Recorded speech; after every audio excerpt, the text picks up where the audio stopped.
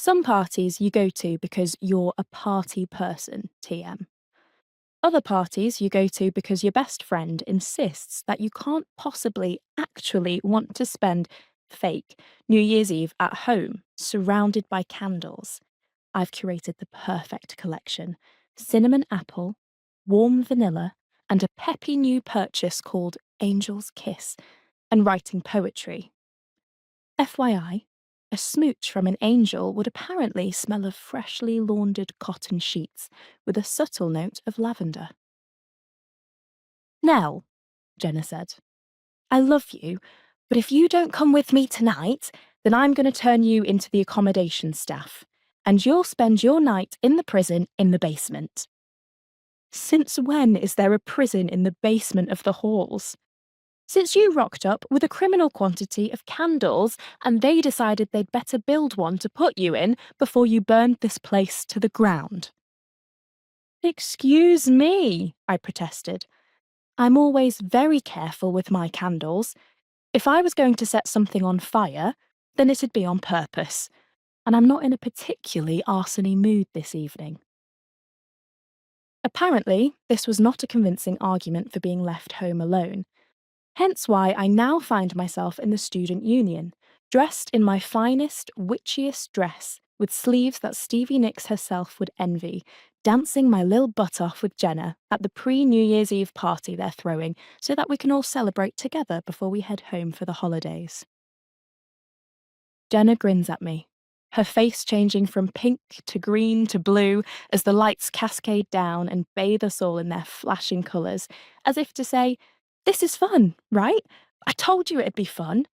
And I don't even try to be obnoxious and pretend that it isn't. I return her grin and grab her hand, spinning myself into her and relying on her musical theatre student instinct not to drop me as I fall back into a dip. This initiates an elaborate improvised dance routine for the rest of the song, an upbeat pop number I've never heard before in my life, but I'm not enjoying.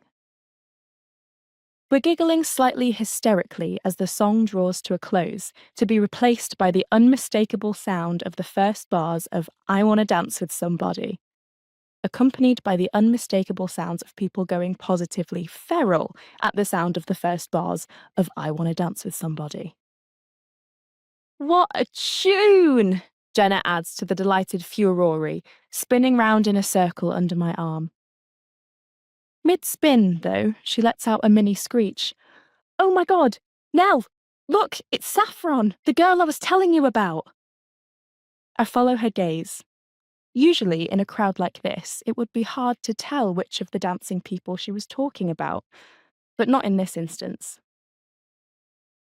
In the corner of the room, standing on one of the corner benches while she dances and belts out the lyrics along with Whitney Houston at the top of her lungs, is a girl wearing an outfit made of so many gold sequins that she's functioning as a human mirror ball, her pale skin drenched in shifting technicolor. I follow Jenna as we weave through the crowd, watching the girl as I go.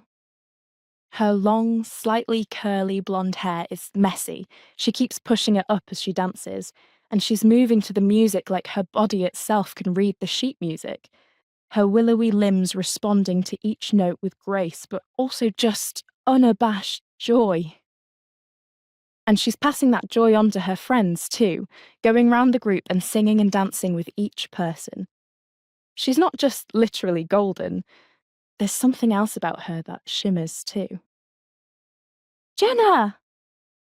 She spots us heading over and takes a running leap at Jenna, flinging her arms round her like she's being reunited with her favourite person on the planet.